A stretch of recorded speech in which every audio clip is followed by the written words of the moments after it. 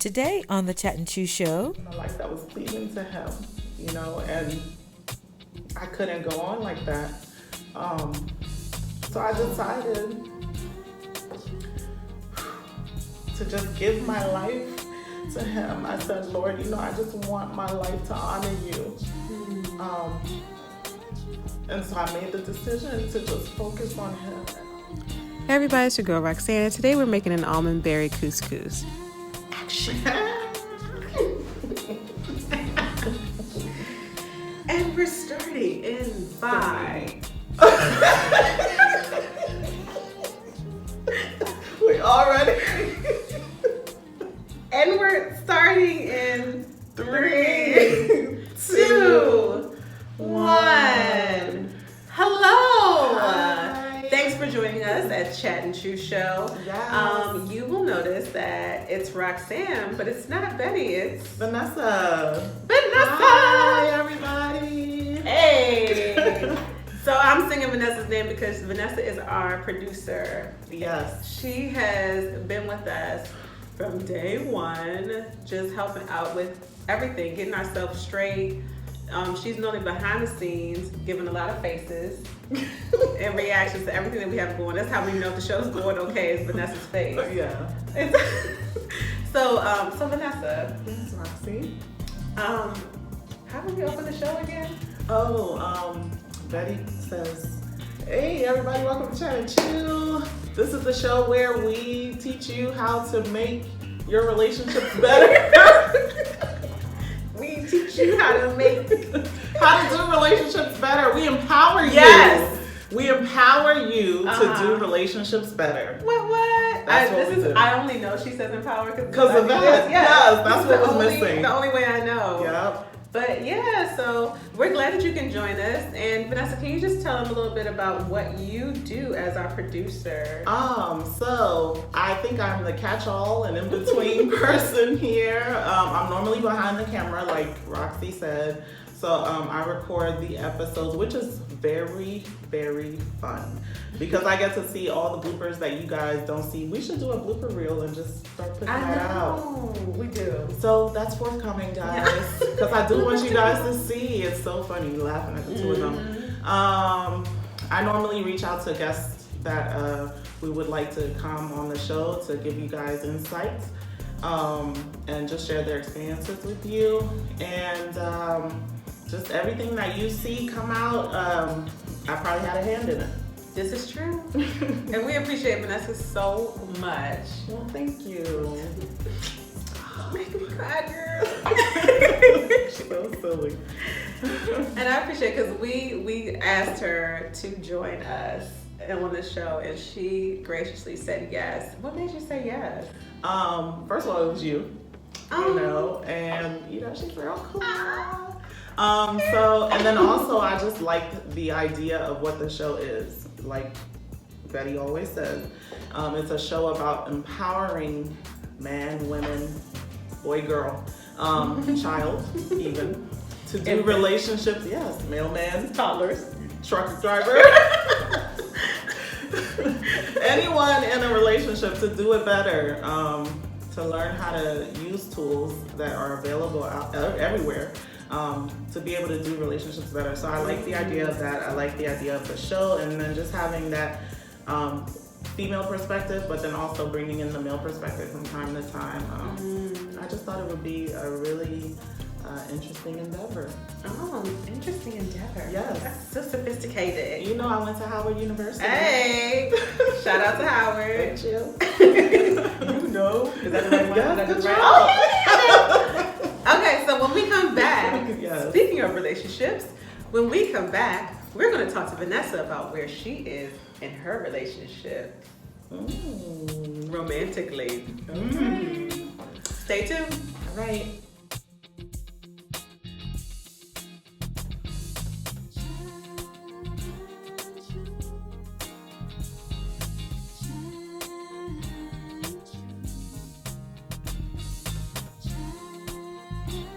Okay, and welcome back. Yes, take over.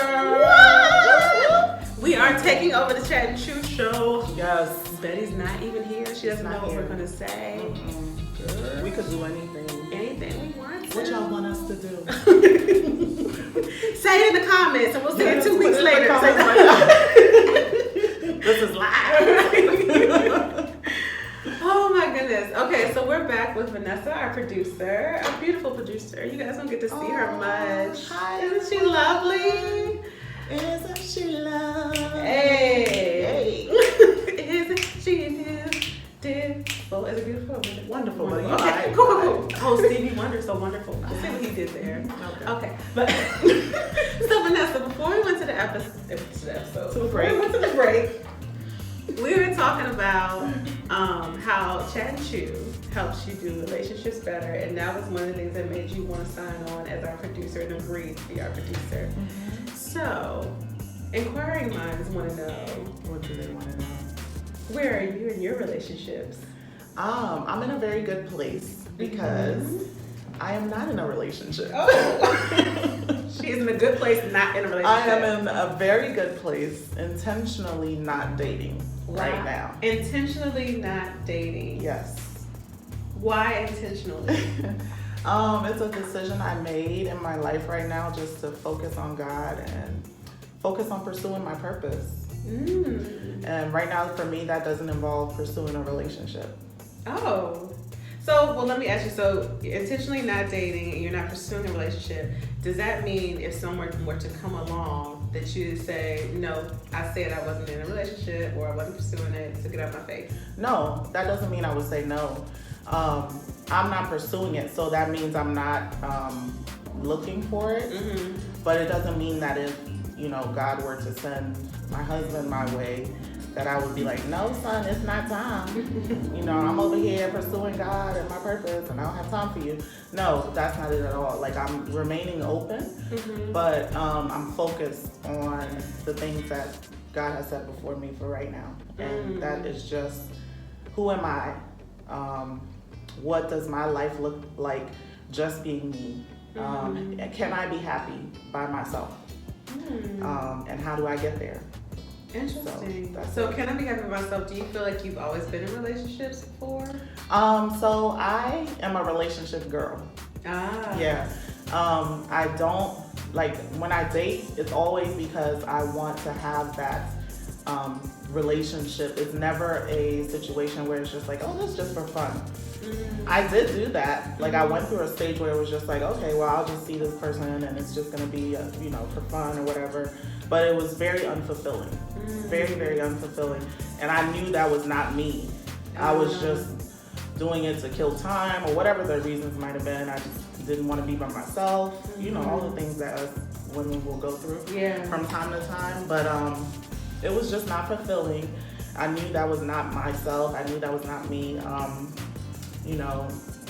My longest relationship was 11 years, and that was the person that I was married to previously and had 2 kids. We're divorced now, about 8 years almost. But yeah, so it's always been a relationship for me. After my marriage, I had 2 what I would consider serious relationships, and in those relationships, I learned a lot about myself, and I also learned a lot about what I would like in a husband and what I would not like in a husband. And all those experiences just led me to this place, which just happened about a year ago, almost now, of where I just felt like everything I was doing romantically was fruitless, and it wasn't leading me to anything good. And so I just decided to pause and seek God, because he's always been a constant in my life. Always been the one thing I can count on and the one thing I can go back to. And so I've never focused on God in my life. And I grew up in church, and my dad is a reverend. I've always sang in the church my entire life, and I knew the Lord from when I was a little girl, but I've never focused on pursuing God in this way like I am now in my life. So you grew up in the church.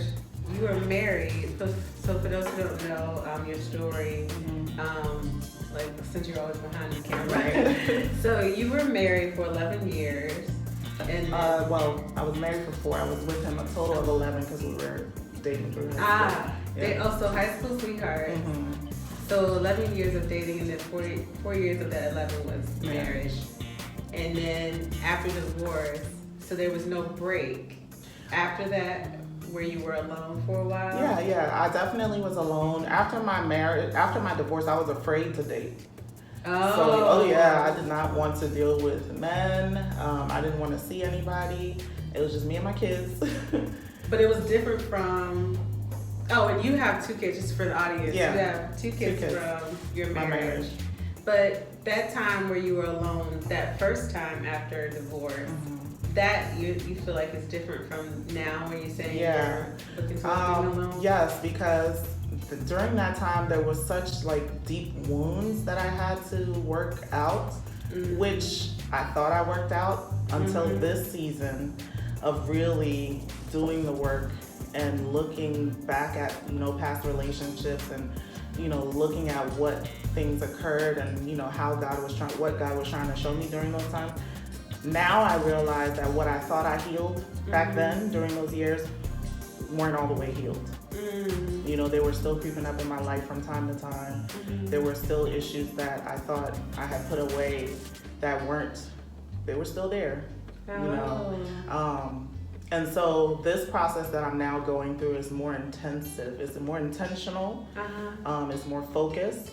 And it's allowing me to look back on those times where, I have been alone with God before. This is not the first time. This is just the first time that it's been so focused and so intentional, and where I've blocked everything else out that is not beneficial to what I'm trying to do on the inside.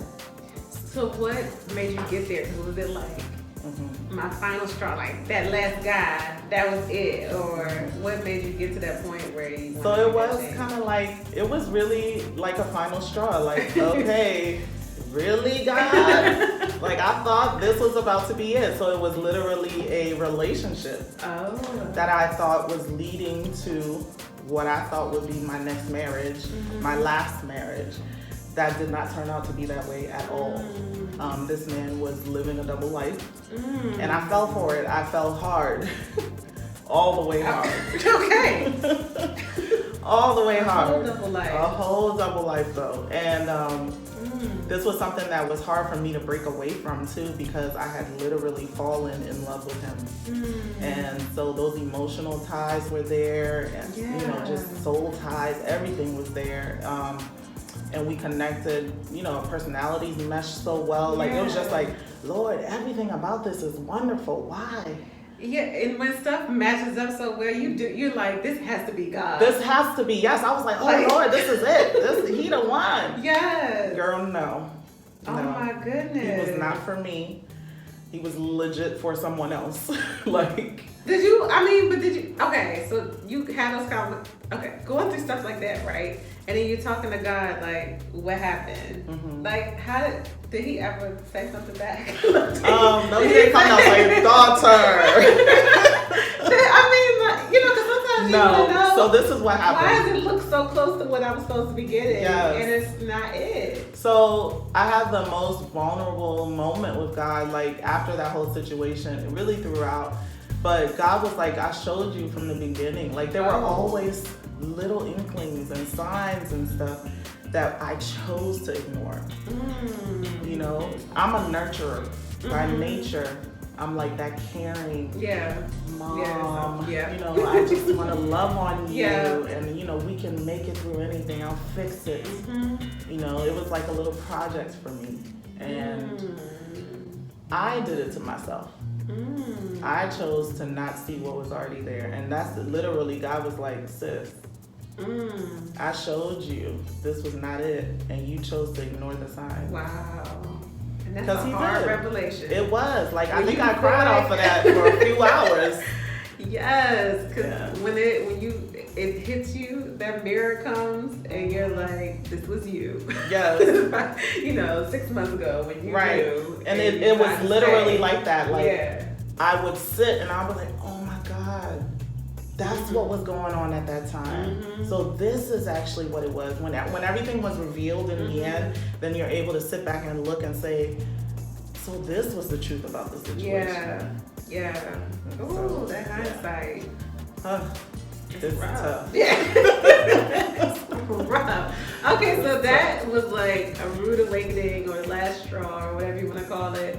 And so then, so you get that from God of like, you should have known, I told you. And then how did you transition into, okay, I'm just going to leave it alone? Like, I'm going to intentionally, like what, I guess I'm wondering what made it so intentional in terms of like how you approach this break versus other ones. Right. So it wasn't immediate because there was hurt. There was like, I felt physical pain, you know. And so after crying or, you know, dealing with whatever emotions, talking to my girls, you know, having them tell me, where he at? I was one of them. Right. Where is he? Right there. Right down there. You know, all of that. Yes. And I'm like, no, he's not working. Always have a tribe that's ready to go. Yes. After all that, I was just like, you know what? I'm just going to date and have fun. I don't care about no man. You know, it was just one of those situations. Yes. I'm going to get these free meals. Like your Beyonce. You know? I was one of those girls. Like, okay, yes, I'm not sorry. We gonna, you know, just have fun. And that's, and I went through that. That's when I was just like dating without purpose. I would just, you know, if you were cool enough, we would go have dinner and that would be it, you know, just on to the next one the next day. You know, I wasn't sleeping with anybody. I knew I had enough sense not to be doing all that. Right. But I would just like not care. And you know, guys who, I mean, I'm a great person, like conversations would be awesome, you know, during the date or whatever, and they would feel a real connection. But of course, I was not allowing myself to get connected because I was so hurt. So then I was like out here breaking hearts, but didn't care. Gotcha. And so they're texting or calling the next day, and I'm just like, why are you texting me? You know, like, yeah, I don't want, this is not going there. Like, please, it was just one date. Or, you know, this is not what I want. So you literally were just like filling time. I was filling time. When I got bored, I would figure out who I could go out with. Yeah. Yeah. So what made you switch from that? So it got to the point where it was just like, okay, Vanessa, this is not you. And this is tiring. Right. It was very tiring. All I'm thinking is like, how many Yes. times do you have to get dressed up? Yeah. It was very, very tiring. Yeah, because I'm lazy. Yeah. It got tiring. This was honestly, I couldn't keep it up long. This was a period of maybe 3 months. It wasn't even that long, and I was tired. Because that's just not my life. That's not who I am. And so I got some point I was just like, you know what? I'm not doing this. I deleted all the numbers out of my phone, blocked people because some of them were still trying to come back. I'm just like, no. Shut up. And so I just said, you know what, Lord, it's me and you. It was just like a moment. Like I had this time of worship in my house. It was just me in the house, and I just was playing worship music, and God just came. He showed up out of nowhere, and I just was like so emotional. I'm like, I know, like, you're disappointed in me, Lord. Like I felt like he was just disappointed in me. I felt it so strongly, and I just was like, I cannot do this anymore. Wow. Like I can't do it anymore, and that's what I'm getting emotional. Whew. Sorry, y'all. No, that's all right. But that's what broke me, and that's what made me I had to turn it around. Because I wasn't living a life that was pleasing to him, you know, and I couldn't go on like that. So I decided to just give my life to him. I said, Lord, you know, I just want my life to honor you. And so I made the decision to just focus on him, and I wanted to know what his purpose was for me. And so that was back last year. That was like maybe June or July of last year. And I got all these Bible studies off of Amazon. And the first one that I went through was the book of Ruth. It was a study through the entire book of Ruth, and that just opened my heart. Like I was hungering for the word. I just started doing my own personal studies, and of course sharing it with my circle of friends or whatever. And just, you know, allowing God to pour his spirit into me. And then I stumbled across another online community that has just blessed my life so greatly for singles. And it's called the One University. It's just about becoming the one that God has called you to be in life. And it's all about finding your purpose. And it's all about preparing your heart, you know, for marriage or for the next level or wherever God has called you to be. And so that's where I am right now. And that's why my decision to not date is intentional. But it doesn't mean I'm closed off to what God might have for me. You know, I think my stance is more, I'm not dating until somebody shows me that it's worth it for me to date again. That's where I am. I definitely can understand that because I felt the same way. You know, Yeah. like just a couple of months ago myself. So, I want to just go back, and we're going to take a break in a little bit. And when we come back, we're going to talk about some things that you learned over that period of time that you feel like will help some of the people. Absolutely. Some of those tips. But before we do, I just want to go back because what really touched me is you said that you felt like you had disappointed God, and that's a strong word. And I feel like a lot of people feel like they have disappointed God at some point, and it's really hard to feel like there's any sort of redemption after that. So, like, is there any advice that you would give to someone who maybe feels that way, who feels like they've just done too much, and it's like...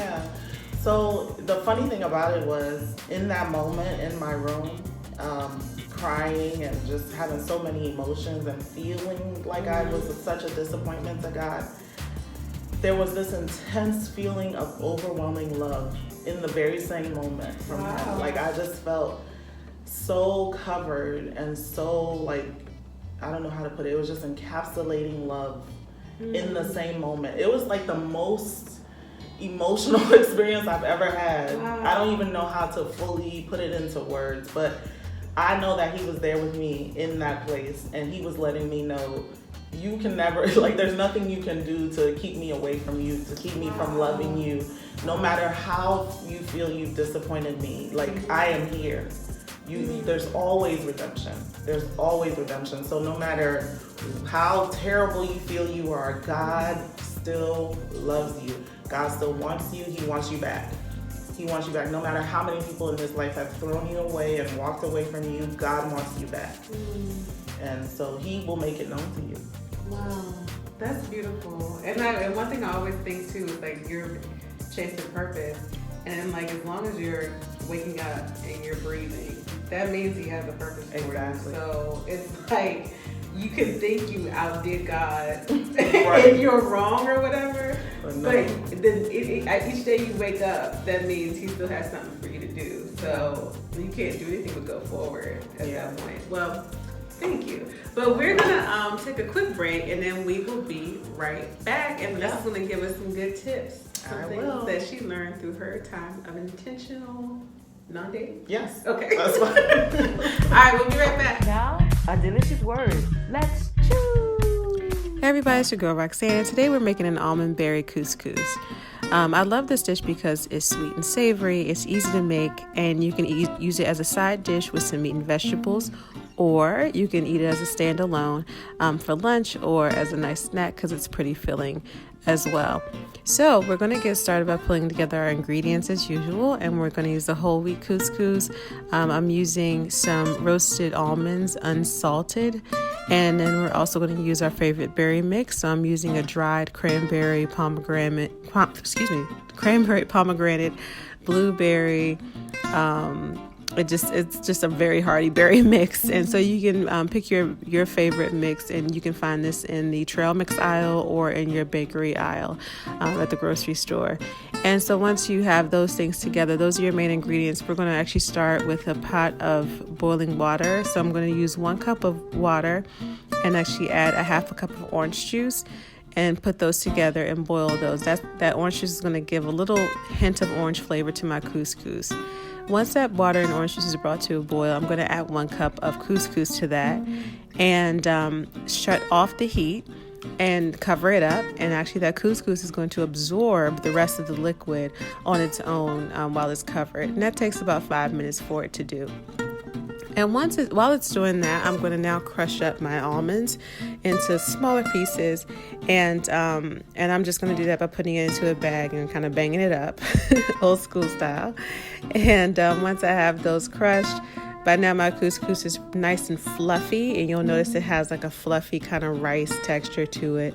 And I'm going to add those almonds in. I'm going to add in the dried berries, and I'm going to mix that in. And I'm also going to add some olive oil to this so it doesn't stick together. So it's going to loosen up my mixture as well.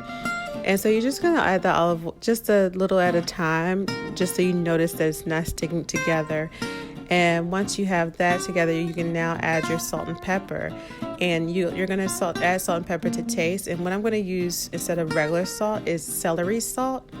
And that hint of celery just gives it another just layer of flavor on top to the dish. And it's a nice complement to the berries and everything else that's going on. And so what you'll notice is you'll have like a nice sweet, savory taste, a little hint of that pepper, to add a little punch, and it's a really good dish to have just as a snack even. So give it a try and let me know what you think, all right? Until next time. And 3, 2, oh. You did I said 3, 2. Oh my God. I don't even know what finger, Lord. In 3, 2, 1. And welcome back. Hey everybody. Hi. So as you know, we've been talking with our producer Vanessa, and she's telling us about her journey through her relationship lessness. But yeah, like it seems like it's been a really good journey, being what you call intentionally single. Yeah. And then you were telling us just about like how right now there's been much more focus on finding your purpose and things of that nature. And so can you share with us just some things that you've learned while you've been taking that journey to find purpose? Yeah.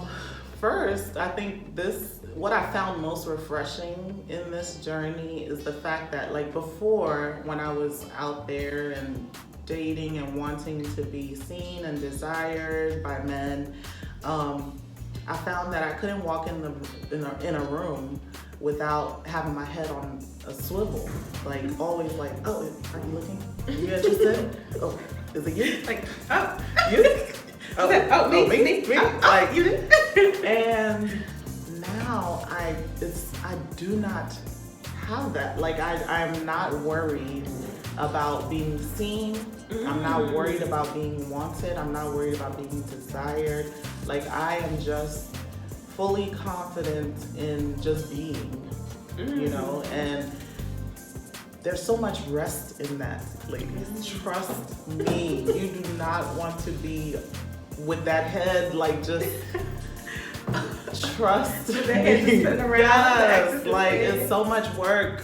Like we do not have, I know your neck is sore, sis. Like it doesn't have to be that way. Okay, but we all like attention though. So We how do you get to that This point? is what though? it is. This is what it is. Uh-huh. There's a difference now. Okay.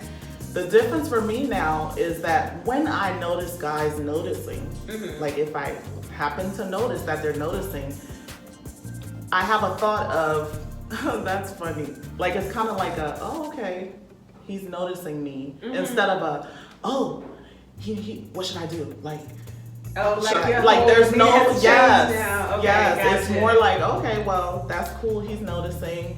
I'm able to just continue to be myself because. Okay, I'm sorry. No. Just, I'm not frantic inside anymore about, oh, what can I do to make him notice more? What can I do to get him to come talk to me? Or should I go talk to him? So what is that though? Like what? I think it's just What calmed that for you? having confidence in God. Like, yeah, like just knowing who I am in him. Like I know I already have everything I need for life and success, and just I don't need to be searching for that elsewhere. Everything I need is in him. So my eyes are not looking outward anymore for what I may find. Right. That's the difference. It's like an inward confidence now that I have, that I don't need to be flaunting or doing anything extra to get the attention of anyone. Man, woman, boy, child, anyone. So there's a difference in me now where it's just like, it's almost, I laugh at myself when I get noticed, because I'm like, you would have been doing all this extra stuff. last year, if it was April last year, right, you would have been doing all this extra stuff if you had seen the same person notice you. And now it's just a difference of like, I'm just at peace on the inside, because I know, you know, if it is supposed to lead somewhere, it will. And if it doesn't, it's still fine. Like, I'm okay. I'm not always searching for that. And you said it's confidence in God that gets you there. And what is there, like, what's something like practical someone can do if they're like, I don't have that? How do I get confident? And so it takes reading the word, honestly. You know, you have to build your faith, and faith comes by hearing, reading, studying. You got to read and look in the word and see what God says about who you are. That's the report that we have to believe. There's so much out here that tells us who we're supposed to be or who we are, but the only truth is found in God's word. You know, and he's called us conquerors. He's called us great. He's called us wonderful and beautifully made. Like, God is just, he's deposited his kingdom inside of us. If we can realize that we are just that well put together, I don't know how else to put it, but like, you know, we don't need to be searching. We need to be finding a way to serve and to pour out what's in us to help everybody else around us. That's what we need to be trying to do. Okay. So what are some other things that you would recommend to people, or that you learned from your journey? So another thing was just so we have swivel. Don't get have your head off the swivel. Don't have your head on the swivel. And get focused on what God has to say about you. Get focused on what God has to say about you. Also, spend some time trying to figure out, you know, what God has purpose for you to do. And it doesn't have to be something monumental. I know a lot of people think, you know, when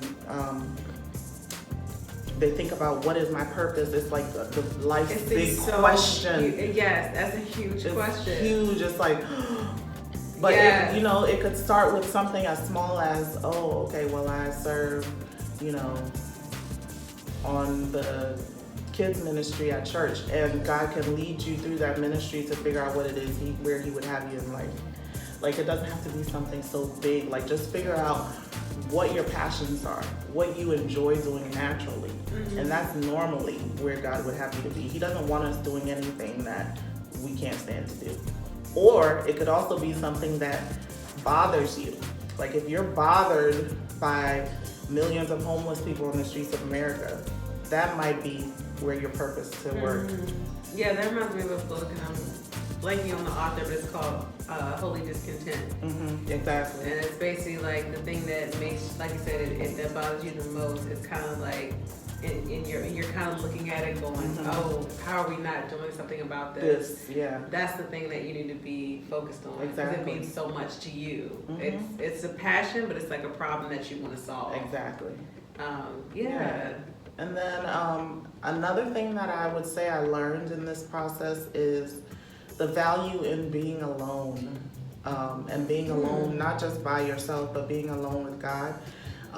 Because when we're in a relationship with someone else, no matter how hard we try, we're gonna try to be whatever that person wants us to be in some areas. And what being alone does is it allows you to know who you are, you know who you are in God, know what things make you tick, and you become confident in yourself, so that when you are in a relationship with someone else, you don't become whatever that person wants you to be just to appease them.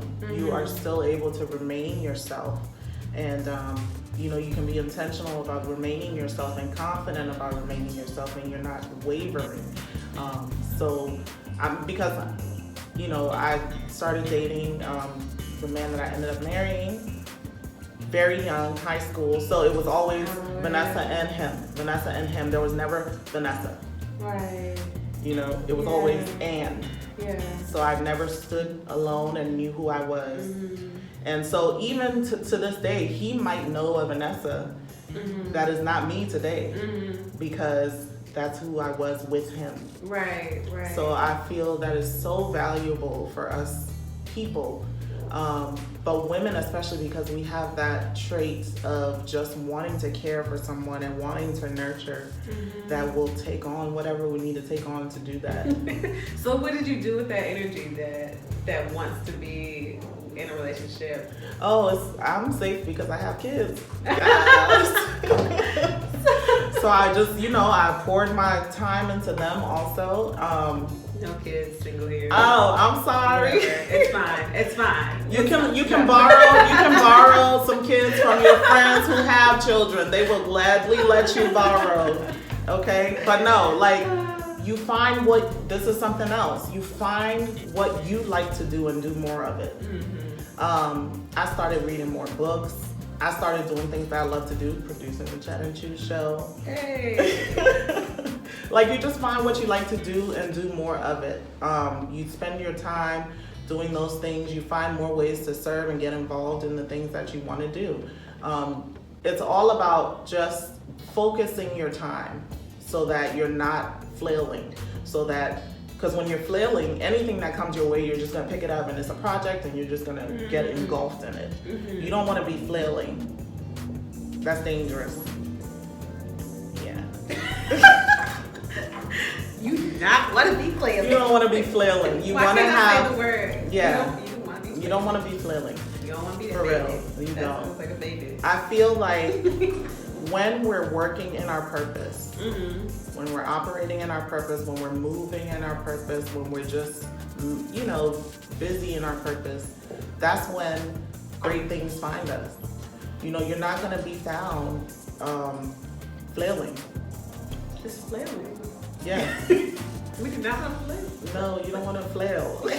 No flail. That's a new hashtag. Flail. We're not flailing. I think, you know, greatness finds you when you're working in your purpose. I agree. Oh, that sounds good.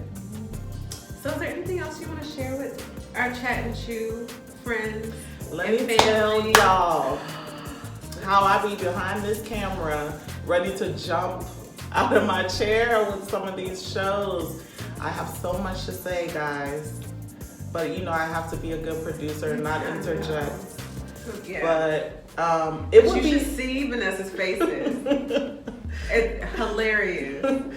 It would be great if you all would comment on the videos and like share some of your perspectives on there, because I'm sure we're on the same page sometimes. I'm sure.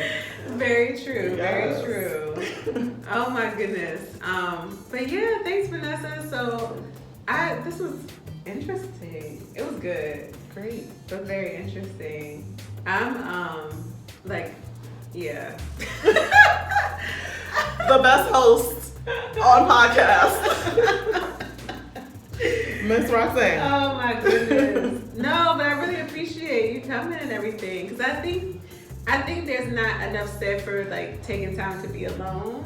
And we talked about like what we would talk about, you know, before the show, like some of the things we hear for the first time when we're shooting. We'll talk and we'll go, I was gonna say, oh, don't say it yet. Say it for the show. Right. So a lot of times when we are saying things, you guys we really are hearing them for the first time, as you all are hearing them. Exactly.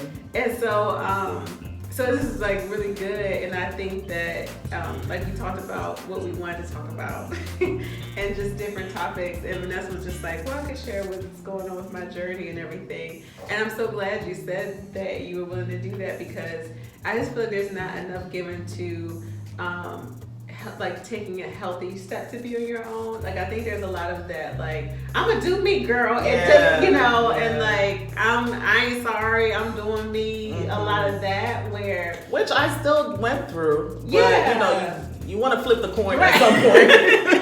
and like a lot of it still is avoidance, because It is. it's like I'm doing me, I'm alone, but you end up going out and partying, or you're like, you know, drinking to kind of like numb what you're really going through. Exactly. So to take that time to really say, I'm gonna look inward and see what's going on with me, and like figure out, okay, what's the best way to move forward, get God involved in all of that. And so I think that is a good conversation, a better one than like, forget 'em, girl. Yeah. Still have the forget 'em girl conversation. That's your support. Yeah, right. That's support you need at that time, at that moment. But come out of that. Yeah. And then also love that, which we didn't list this as a point, but that you found support for your time alone. When you mentioned the one university, and how it's like you surround yourself with people, like-minded people, who are going on a similar journey. Because I think it's also hard to try to do something different when you're surrounded around the same people. Exactly. Like they're expecting you to be old Vanessa, like you mentioned, and you're trying to be new Vanessa. Right. And so you need that support as well. So. And I'll say this one thing. It's important to have a good circle of friends, like what you would call a close circle of friends. Because you just said, you know, they're expecting you to be the old Vanessa when you're trying to be the new Vanessa. My friends, and I've shared my entire journey with them, have been so supportive of me. They know everything about everything I've gone through. I've shared all the one university stuff with them. I mean, they kind of are in the one university with me. By way. Okay? Because, you know, I share so much with them, so much of my life with them, and they have embraced it. You know, I've just started new endeavors that are close to my heart with them, and they've supported me through it. So you need that. I know not everybody is open to sharing things, but it's important. I feel like it's therapeutic. It'll lessen the suicide rate in this country. My goodness, yes. So, you know, get a good group of friends around you for you know, reasons like this. Yeah. Everybody goes through things. So that's just one thing I just had to put out there. It's not, you know, God is amazing, and, you know, you need to seek God, but you also need people. He put people on this earth for each other. So we need each other. Yeah. Like we say, everybody needs a tribe. Yes. And so that's what we support here at the Chat Chew Show as well. It's just how can we get together, support each other, and say you're not alone. So thank you again. I'll be back behind the camera, y'all. We did it, Betty. Are you proud? Oh gosh. We'll see what she says. Right. All right, y'all. Well, we'll see you next time. Remember to follow us at the Chat Chew Show. Well, actually, it's at Chat Chew Show. Yes. Okay. On Instagram. I do know this. And then also subscribe on YouTube, where we release our episodes every Tuesday. And make comments. Get involved. Yes. We want to hear from you. All right. Bye. This show was brought to you by the Chat Chew Company. Music by Elwood Jones. Lyrics by Roxanne. Bring a Chat and Chew live event to your organization. Contact us at chatandchewshow@gmail.com.